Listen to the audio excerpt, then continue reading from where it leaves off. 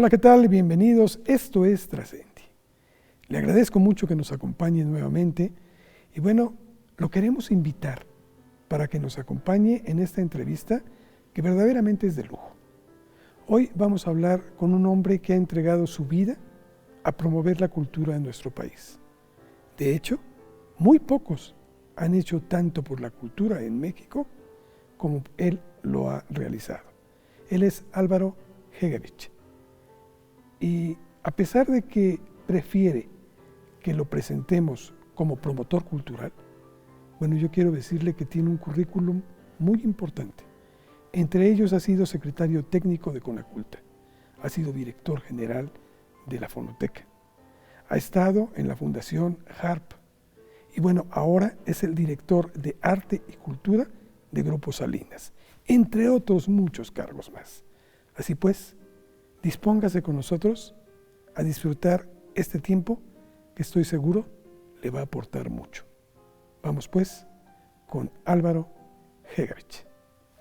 Álvaro, es un placer poder tener la oportunidad de platicar con una persona que ha entregado su vida a promover precisamente la cultura, que como estábamos diciendo fuera de cámaras, es tan necesaria, sobre todo en estos momentos que vivimos, en donde parece que la angustia a algunos los copa totalmente y que siempre es la respuesta a todas las necesidades del ser vivo.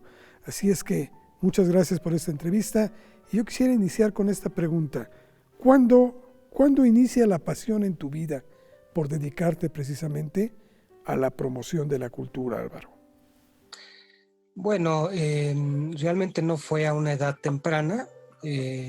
Yo inicié mi carrera profesional en el derecho,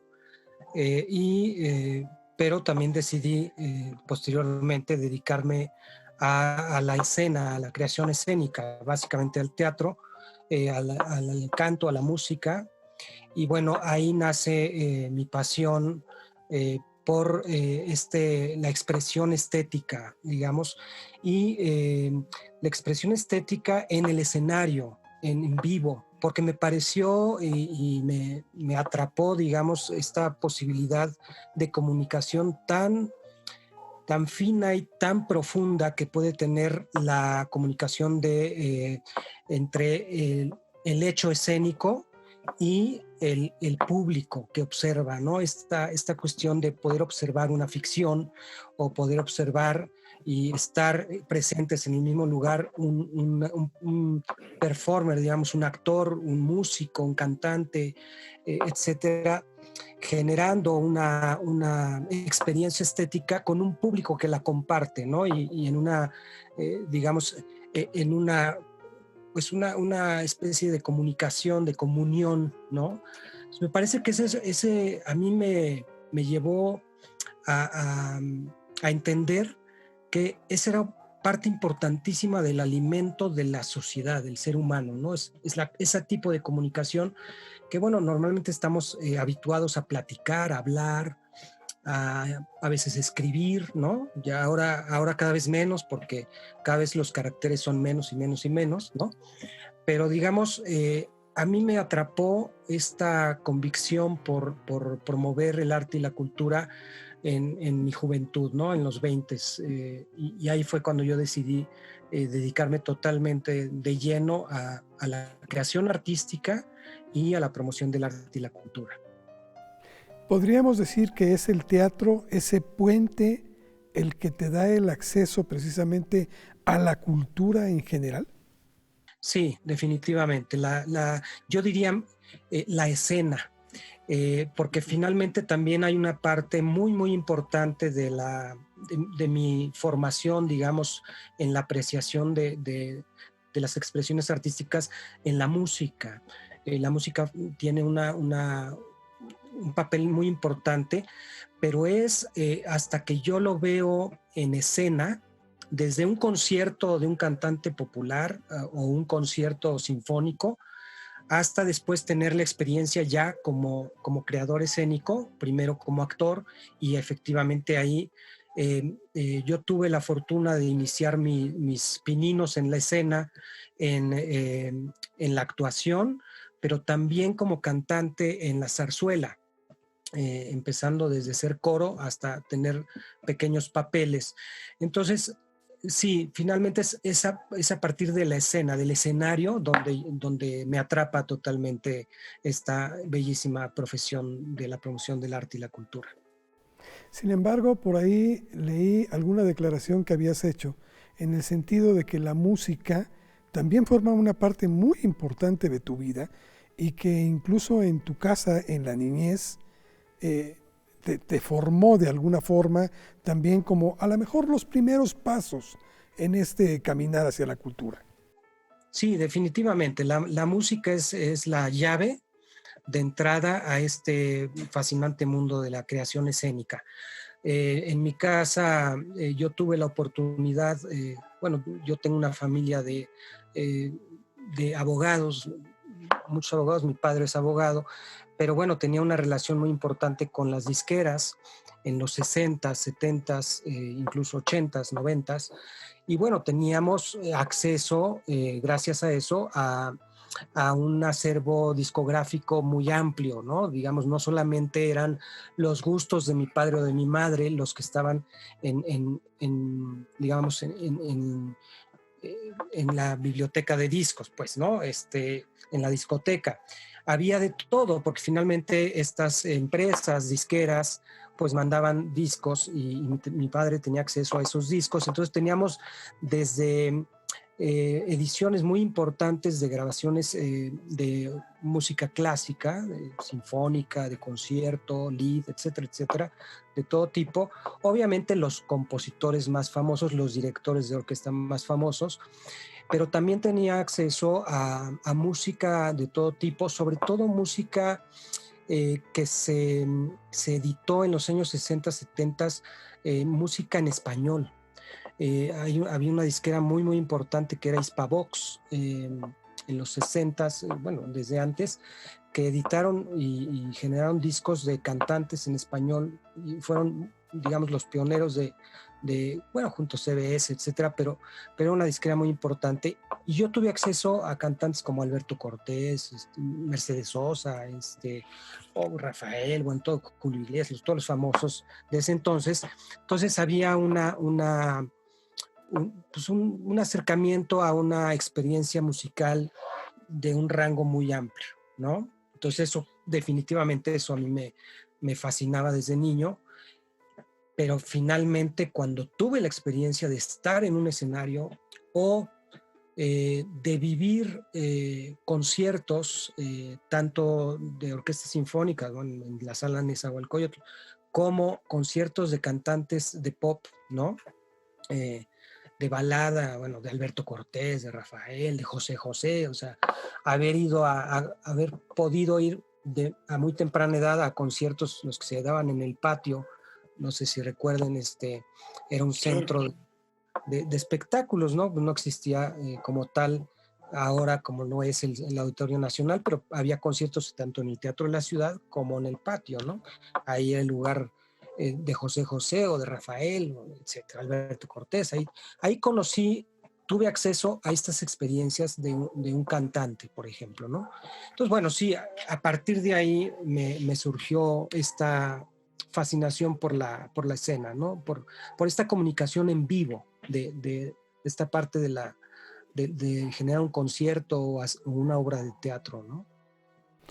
Creo que es muy importante esto porque de alguna forma combinas lo que para muchos es música clásica culta y también la música popular y la puesta escénica también en cuanto a que no queda nada más en el teatro formal, en el teatro, que todo es muy importante, pero es un todo la cultura.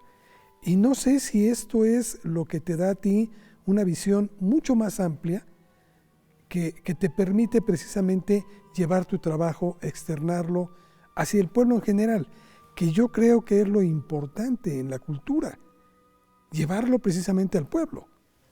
Claro, sí, bueno, yo creo que he sido afortunado en vivir y tener acceso a diferentes expresiones artísticas que no necesariamente están circunscritas a un tipo de música y bueno, en mi caso tengo preferencias por una diversidad enorme, o sea, un rango amplio, digamos, ¿no? Sí, efectivamente, y yo creo que una parte importante es o sea, cómo se conjugan las artes, la música con las artes escénicas, y eso hace que en mi formación tenga digamos, esta capacidad interdisciplinaria, ¿no? Y de diferentes tipos de experiencias estéticas que tienen un valor, tanto la música clásica de concierto o digamos, estas expresiones artísticas mucho más complejas, ¿no? Incluso la música contemporánea, que es más compleja y que tiene toda una lectura que se requiere una formación para poder apreciarla, eh, tanto eso como, pues, digamos, la balada romántica, la música grupera, el rock and roll, etcétera, etcétera, ¿no? Todo tipo de música. Sí, definitivamente eso abre un poco el espectro y otra fortuna es poder, cuando yo inicié mi carrera profesional como creador escénico, como director de teatro, actor, iluminador, junto con mi mujer, que fundamos una compañía de teatro, nuestra intención fue llevar el teatro donde la gente no tenía acceso al teatro y generar esta experiencia en los lugares en los que no estaba, digamos, ya contemplado que el público llegara, ¿no? Bueno, por decir, bueno, pues, era muy interesante poder estar en un teatro como el Teatro El Galeón o el Julio Castillo, etcétera, pero nosotros intentamos más bien irnos a los espacios públicos, en donde la gente se encontrara de pronto con una experiencia escénica y que transformara su espacio y que entonces esa experiencia le transformara un poco, le cambiara un poco la idea de la cultura como la obra de teatro y entonces ir a un teatro donde hay un telón rojo y los asientos son rojos y bueno, va gente muy elegante, estas cosas, ¿no? Entonces tratamos de conjugar eso. A mí me interesaba mucho desde joven, me ha interesado mucho el tema social, ¿no? Y creo que el teatro es por lo menos en mi caso, fue una vertiente, una forma de poder entregar una eh, experiencia en diferentes lugares a gente que no tenía o que tenía muy poco acceso a esta experiencia escénica, ¿no? Tú optas por quitar esa rigidez que se le pone a la cultura, en donde todo pareciera que se quiere presentar muy solemne, muy sobrio, etcétera, o a lo mejor muy fastuoso también en otros casos, pero que en muchas ocasiones eso también aleja al público, al grueso del pueblo. Tú optas por hacerlo de forma diferente, ¿es correcto? Sí, definitivamente hay una intención ahí en la producción, la creación artística que he hecho. Una intención de abrir puerta, ¿no? De ser una llave de acceso, más que un espacio inaccesible o de poco, que tenga acceso a un público menor, pero siempre con una característica muy importante que es un rigor en la calidad técnica y en la capacidad creativa. O sea, yo siempre he creído que el hacer un teatro o un espectáculo escénico o musical en la esquina, en una esquina o en una plaza pública, no tiene por qué ser de menor calidad que una ópera en Bellas Artes, ¿no? Claro. Tiene que, tiene que tener el mismo rigor técnico, artístico, estético que una ópera en Bellas Artes o en un gran teatro, ¿no? Eh, tienen formas distintas de hacerse, porque no es el mismo espacio, no es un espacio dedicado exclusivamente a una expresión escénica, pero ese producto escénico, esa obra escénica, tiene que tener el mismo rigor que tiene cualquier obra escénica en términos de calidad. Y ahí sí creo que yo he tratado de que en la creación escénica haya un rigor técnico y estético en los intérpretes y en los creadores, en los creativos, ¿no? Entonces se forma un equipo con un rigor. No porque esté en el teatro no importa que te equivoques o que no, o sea, no es un teatro light o un teatro pues malhechón porque pues no importa, no, debe haber un gran rigor. Y un punto importante que a mí me pareció necesario es que el teatro tiene una magia cuando uno entra a esa caja negra, donde del negro aparece o se aparecen las escenas con la iluminación, con la escenografía, etc. Entonces, nosotros en la producción de MX Teatro, que es la compañía que funde con María Moret, eh, esa, una característica era que nosotros hacíamos los espectáculos en la calle de noche con iluminación especial en espacios emblemáticos, lo cual generaba una transformación del espacio y le daba esa magia, o le da esa magia que nos da la oscuridad, ¿no? Entonces no necesariamente era de día. Pero entonces creo que lo importante es que cualquier experiencia, cualquier creación artística debe partir de la base de un rigor técnico y estético. No solamente un rigor conceptual, sino también en la factura tiene que tener esta necesidad de excelencia, ¿no?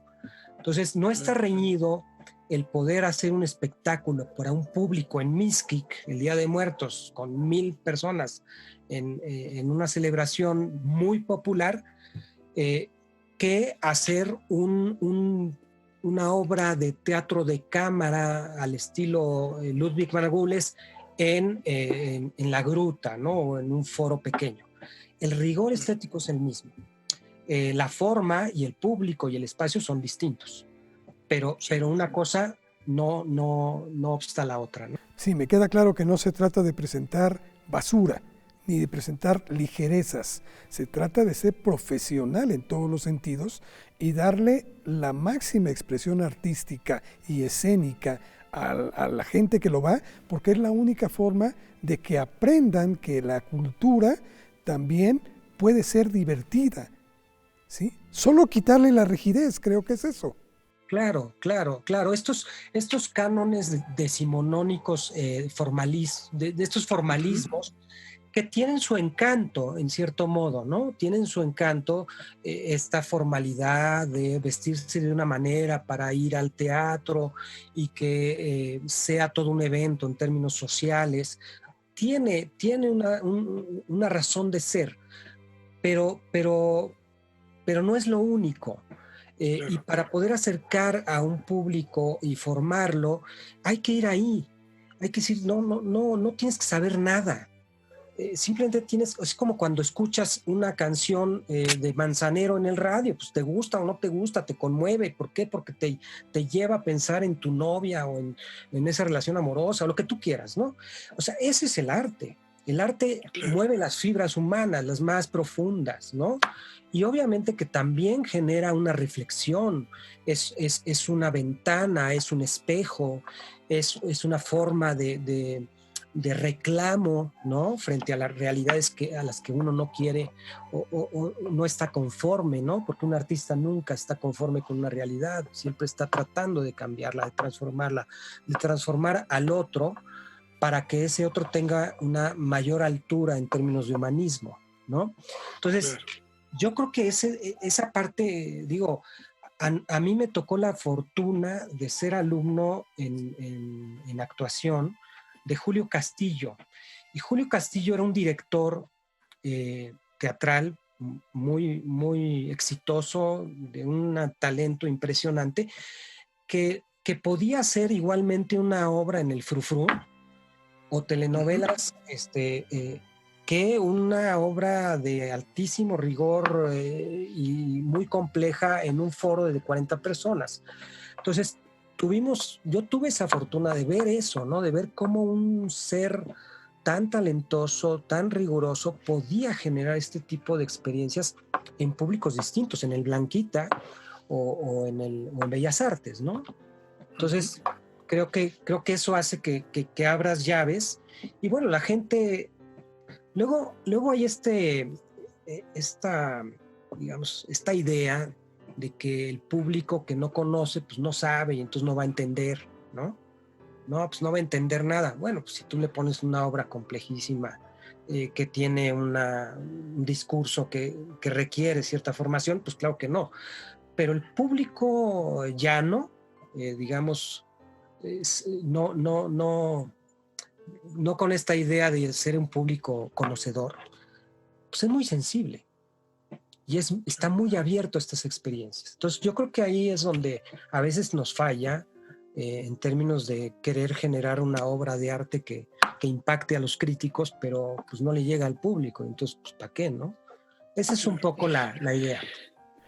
Y además, ¿cómo van a llegar a apreciar ese tipo de obras si antes no van paso a paso? Digo, el ser humano no empieza caminando, empieza desde gatear, ¿no? Y creo que este es un proceso lógico. Álvaro, en ese sentido, ¿cuál es la experiencia que tú has tenido en cuanto a cómo el pueblo en general ha recibido este trabajo que les has presentado?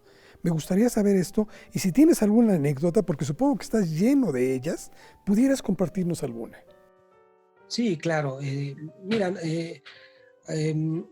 digamos que en los años 90 que nosotros empezamos a hacer una serie de espectáculos también basados mucho en la tradición cultural mexicana. Hicimos una obra que se llamó La Llorona, que escribió María Moret y dirigí yo, y que se basaba un poco en la leyenda de La Llorona, pero también era una obra que pretendía mostrar el sincretismo de la nación mexicana con la llegada de los españoles, la Malinche, y bueno, esta fusión, esta sincreción de estas cosmovisiones, estas culturas que fundan una nación que somos nosotros, que bueno, es una nación mestiza, ¿no? Eh, eh, esta obra era una obra que estrenamos en la Santa Veracruz, en la Plaza de la Santa Veracruz, en la que participaban, bueno, se hacían danzas de concheras y bueno, aparecía un caballo, aparecía Cortés, etcétera. Era un espectáculo que hablaba de este sincretismo y obviamente la leyenda de La Llorona, ¿no? De este lamento en las calles de La Llorona, pero por el lamento era por la raza mestiza, no por la raza mexicana. Entonces, esta obra nos tocó hacerla en muchísimos lugares. Hubo un lugar en Guerrero, íbamos a la Sierra de Guerrero, donde incluso era peligroso, pero hubo una ocasión en que al final de la obra, la Llorona o la mujer, digamos, que la Inquisición mataba, la ahorcaba y pues hacíamos la horca, ¿no? Se hacía dependiendo del lugar, ¿no? A veces utilizamos el campanario de la iglesia o utilizábamos, en alguna ocasión utilizamos, pues en una plaza, yo no me acuerdo en qué ciudad, una ciudad pequeña de Guerrero, había una escultura como que iba a ser una fuente, quizás de algún presidente municipal que ya nunca concluyó o algo así, pero pues era una especie de escultura mal hecha de Sebastián. Y bueno, de ahí colgamos a La Llorona, ¿no? Y entonces nosotros años después volvimos con otra obra y nos contaron jóvenes ahí de la plaza, dicen, no, es que ahora ya la escultura ya es la escultura de La Llorona, porque ahí colgaron a La Llorona, ¿no? Entonces dijeron, pues nosotros éramos los que hicimos esa obra hace muchos años. Y bueno, otra anécdota muy, muy interesante, nosotros cuando empezamos a hacer estos espectáculos, hicimos uno que se llamaba La Llorona, luego otro que se llamó Muerte, que se basaba en poesía de Sabines y de Rulfo, Y bueno, era una obra que trata sobre dos personajes que se van a los Estados Unidos y la línea, ¿no? La frontera, pues es la frontera entre la vida y la muerte y hace una analogía con la frontera de México-Estados Unidos. Entonces es un mojado y un campesino de Michoacán que se va y se mueren, ¿no? Y quedan, digamos, atrapados en esa línea.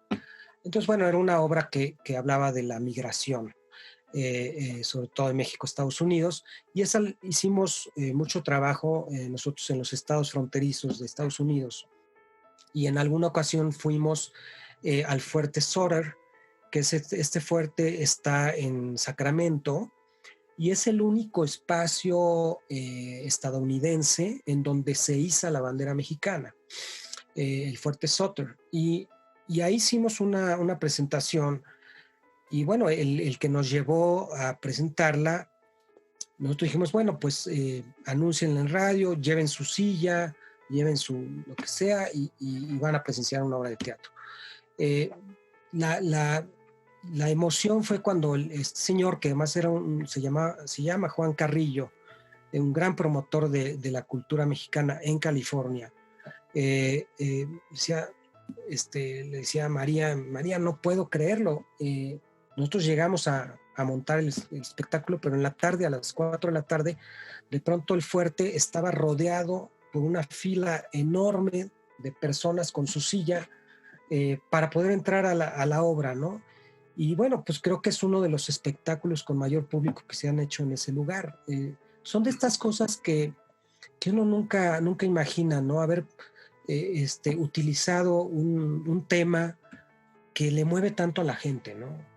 Nosotros tenemos muchas experiencias en Estados Unidos con la población migrante y con la población chicana, ¿no? Que además es gente que preserva muchísimo y que tiene todo este amor por la cultura mexicana, ¿no? Entonces son dos anécdotas, ¿no? Tan en la Sierra de Guerrero y uno en Sacramento, ¿no? Que pues en el Fuerte Sutter, un lugar muy simbólico, lleno de mexicanos, ¿no? Viendo, y estadounidenses, ¿no?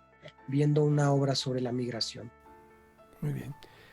Álvaro, tu trabajo ha sido muy bien aceptado, es muy cotizado y esto te ha permitido incluso explorar en muchas instituciones y en muchas fundaciones particulares. Ahora estás en el grupo Salinas con arte, como director de arte y cultura, etcétera. Pero también tuviste incluso reconocimientos en el extranjero. Tengo entendido que en España, el Reino de España te entregó a ti un reconocimiento por tu trabajo en favor de la cultura. ¿Nos puedes platicar algo al respecto? Sí, claro, bueno, son de estas cosas que suceden que uno nunca imagina. Sí, efectivamente, el rey Juan Carlos, digamos, el reino de España, me otorgó la encomienda de Isabel la Católica, del reina Isabel, en grado de encomienda. Digamos que esta condecoración que otorga el gobierno español, la corona española, pues me la ofreció, me la otorgó, básicamente porque yo durante muchos años he trabajado con instituciones culturales de España. A mí me parece que España tiene un trabajo en política cultural muy importante, y tuve la fortuna de empezar a trabajar con el Centro Cultural de España y la Agencia Española de Cooperación Internacional, la ESID, de Cooperación Internacional y Desarrollo, a través de los centros culturales de España.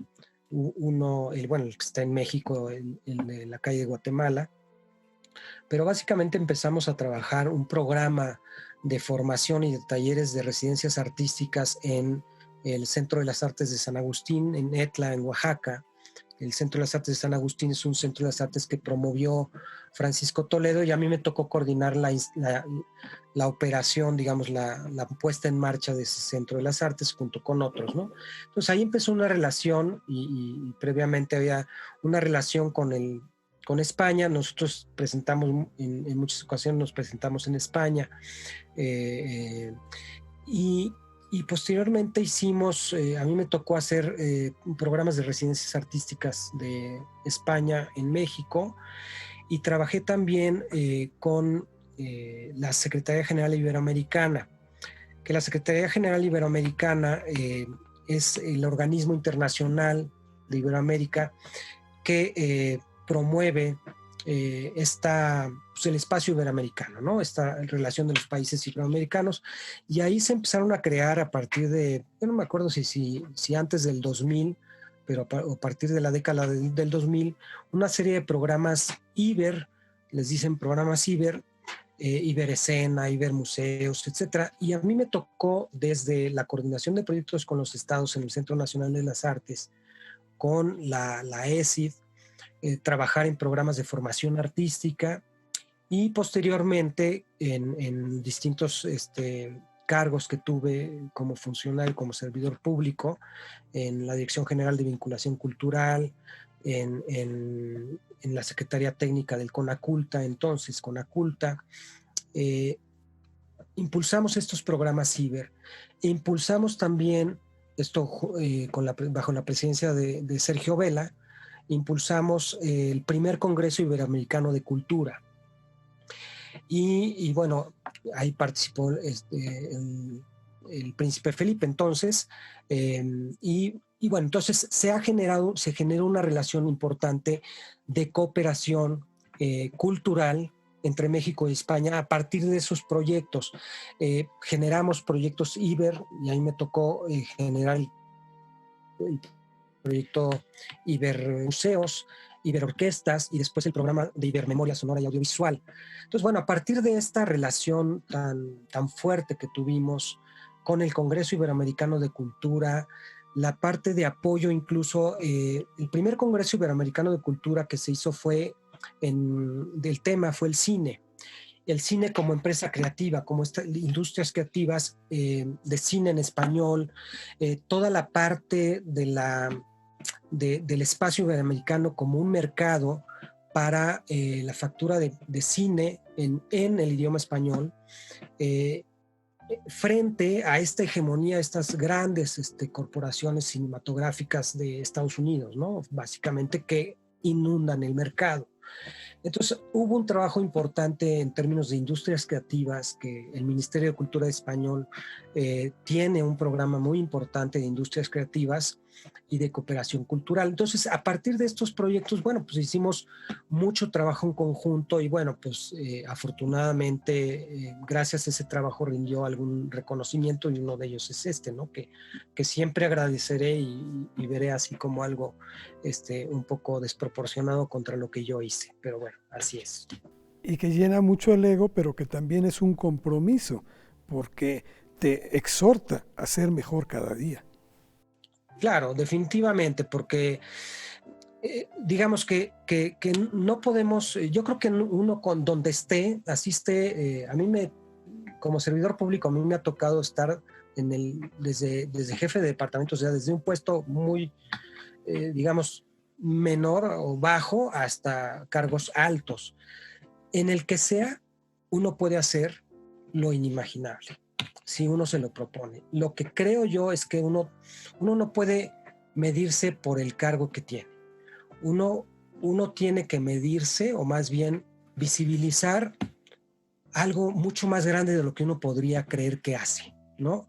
Porque además, cuando uno tiene las ganas de realmente ir muy lejos y no tener miedo de arriesgarse, siempre hay una serie de colegas que participan, porque también hay que decir, nadie hace nada solo. Es muy difícil, digo, escribir poesía, pues sí, pero la gestión cultural, la promoción en el arte y la cultura es un trabajo de equipo, siempre. Entonces, yo creo que una de las premisas es que no hay que pensar en pequeño, hay que pensar en grande, y el ámbito cultural te da esa posibilidad de realmente que pueda ser algo inimaginable, que quizás en algún momento tú dices, no, esto es imposible hacerlo. Y sí se puede. Ok. Sí se puede, porque la cultura te genera un lazo y una... La gente que trabaja en cultura tiene una convicción, tiene una vocación. Entonces, eso es un factor importantísimo para lograr muchas cosas. ¿Estamos obligados a trascender? Yo diría que estamos llamados a trascender, Ok. que allí está la puerta de la trascendencia o la ventana. Es cosa de lanzarse al vacío. Yo creo que cuando uno se lanza al vacío, es una metáfora, eh, es porque uno confía en su creatividad, en que eso que puede imaginar, porque ir a la luna no es imposible, o ir a Marte tampoco es imposible, que existan otros mundos en las galaxias distintas tampoco es imposible, o sea, no hay una frontera. Y la trascendencia, creo, en mi caso, es como uno es un pasito en la humanidad, o sea, uno es un, una, un pequeño momento que dura muy poco y que si uno no se avienta, pues se puede quedar corto. Entonces, para mí eso es trascender. Trascender es más allá del ego, más allá de la persona, es todo eso que entregas y te vacías, que va a caer en tierra fértil y que entonces alguien va a cosechar ese fruto que tú entregaste, ¿no? Es entrega. Trascender es entrega. Álvaro, en esta entrevista 2 veces ocupaste la palabra llave. Y yo sé que tú has dicho que la cultura es la llave que puede sacar adelante este país. ¿Cómo ves a este México en este momento? ¿Y cómo ves la cultura que creo que por fin se empieza a entender que no es un gasto, sino es una inversión? Bueno, yo estoy totalmente de acuerdo en que la cultura es una inversión, no es un gasto. A mí me parece que la cultura debe ser parte, yo le digo, parte de la canasta básica de los mexicanos. Y efectivamente, más en estos tiempos de esta pandemia brutal a nivel mundial, de esta condición que nos ha confinado, que nos ha puesto en una situación extraordinaria, compleja, en un momento de la historia pues, de México en la que hay polarización, ha habido un descontento, etcétera. Eh, de muchos años, hay una desconfianza, un descrédito en lo que es la política en sí misma. Creo que la cultura nos regresa al ser humano, nos regresa al individuo y nos hace conscientes y nos genera el compromiso de que somos la sociedad civil, los individuos que nutridos de nuestra cultura o de la expresión que en este momento generan los jóvenes en el arte, eso es lo que nos hace reconocernos y otra vez revalorarnos. Yo creo que en este momento yo lo que veo es que efectivamente la expresión artística, el reconocimiento del valor de la cultura milenaria de nuestro país como un país mestizo, como una nación mexicana, el reconocer la capacidad de la juventud para imaginar nuevos entornos a partir de un, una reflexión crítica de nuestra sociedad, pero también de un compromiso de accionar, de que somos una sociedad y somos individuos que tenemos que madurar en el sentido de que nos toca a nosotros. No le toca a un gobierno, a una autoridad No, es una tarea de todos. Y creo que la cultura, primero, como una llave en la que nos reconocemos, o sea, la identidad. Somos mexicanos. ¿Qué es eso? ¿Qué es eso? Somos mexicanos. Nuestra identidad cultural, que nos identifica en la enorme diversidad que somos, porque somos un país megadiverso culturalmente hablando, con muchas lenguas, con muchas tradiciones culturales diferentes, diversas, pero que son parte de un crisol maravilloso que es México. Entonces yo creo que esa definitivamente es el caldo de cultivo para que esta nación resurja, surja y dé un manotazo en el mundo, pues, ¿no? Yo creo que, pues sí, o sea, finalmente la cultura es la parte más profunda del humanismo, del ser humano. Entonces, para mí eso sería. Y yo creo que estamos en un momento en el que el hecho de tener tan cerca la muerte, de tener tan cerca esta emergencia, pues nos tiene que llevar a esa reflexión, a esa sensibilidad, pero no nos quedemos en el pasmo. Ya pasó casi un año. Tenemos que actuar y actuar desde la fibra emocional y desde la creatividad, el arte y la cultura de lo que somos. Eso es algo que son herramientas muy, muy fuertes para poder salir adelante, yo creo. Pues creo que tus palabras engloban precisamente todo lo que en estos momentos México debe de impulsar para salir adelante, y la cultura, como bien lo has dicho, creo que es la llave. A nombre de todos mis compañeros en Trascendi, quienes hacen posible precisamente esto, no sabes cómo te agradecemos estos conceptos que has vertido, y de veras esperemos que no sea la última charla que hemos sostenido contigo. Muchísimas gracias, Carlos, y les agradezco a todo el equipo y por invitarme también. Y yo estoy a sus órdenes. Muchas gracias por todo.